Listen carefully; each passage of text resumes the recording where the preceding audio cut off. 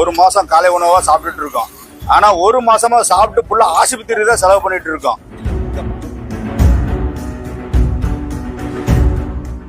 15 வருஷமா வேலை பார்க்கிறோம். 15 வருஷமா வேலை பார்த்து சம்பளம் கூட்டி கேட்டதுக்கு எங்களுக்கு சாப்பாடு போட்டிருக்காரு.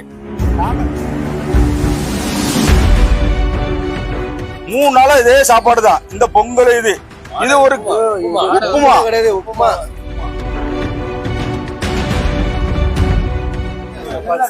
சாப்பாடு எங்களுக்கு காலை துப்புரவு பணியாளருக்கு காலை உணவு கொடுத்தாங்க. காலை உணவுல ஒரு மாசம் ஆச்சு. நாங்க ஒரு மாசம் காலை உணவா சாப்பிட்டுட்டு இருக்கோம். ஆனா ஒரு மாசமா சாப்பிட்டு ஃபுல்லா ஆஸ்பத்திரி தான் செலவு பண்ணிட்டு இருக்கோம். இங்க பாருங்க, இங்க சாப்பாடு இங்க பாருங்க, இப்படி இருக்கு. இது காலை சாப்பாடு இப்படி இருக்கு. சாப்பாடு இப்படி இருக்கு, தரமே கிடையாது. இத எங்க வயித்தால வாயால தான் போடுது. ஃபுல்லா வயித்தாலதான் போகுது எங்களுக்கு. இப்படி இருக்கு.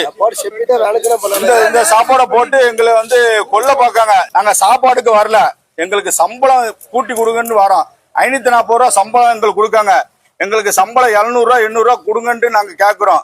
ஆனா அவங்க சம்பளத்தை பொறுத்து இந்த சாப்பாடை போட்டு எங்களை ஏமாத்துறாங்க. நாங்க 2024 இருந்து வேலை பார்க்கிறோம். 15 வருஷமா வேலை பார்க்கிறோம். 15 வருஷமா வேலை பார்த்து சம்பளம் கூட்டி கேட்டதுக்கு எங்களுக்கு சாப்பாடு போட்டிருக்காரு. நாங்க சாப்பிட்டோம். எங்க பிள்ளைல என்னது சாப்பிடுவாங்க? 540 ரூபா சம்பளம் கொடுக்காங்க. நாங்க சம்பளம் கூட்டி கேட்டா எங்களுக்கு சோத்தை கொடுக்காங்க. நாங்க சோத்துக்கு அடிமைன்ட்டு இவங்க நினைச்சிட்டு எங்க துப்புரவு தொழிலாளர் எப்ப ஆக்கணும்னு தெரியல. இங்க பாருங்க, இந்த சாப்பாடு இப்படி இருக்கு. இங்க பாருங்க, இப்படி இருக்கு சாப்பாடு. நாளா இந்த சாப்பாடு தான் கொடுக்காங்க. 3 நாளா இதே சாப்பாடு தான். இந்த பொங்கல் இது ஒரு உப்புமா. தண்ணியா இருக்கு, வாடை வருது. பச்சடி கிச்சடி அது கிடையாது.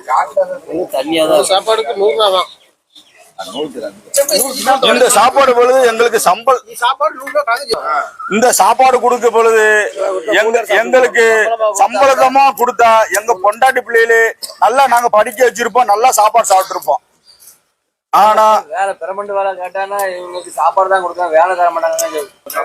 நாங்க பெர்மனன்ட் வேலை கேட்டா உங்களுக்கு சோறு தானே வேணும்ட்டு எங்களுக்கு சோத்தை போட்டு கொடுக்காங்க. நாங்க பெர்மனன்ட் வேலை கேட்டா எங்களுக்கு சோத்தை போடுறாங்க. அப்ப பிள்ளைகளுக்கு படிப்பை கேட்டா அப்ப என்னது போட்டு கொடுப்பாங்க எங்களுக்கு?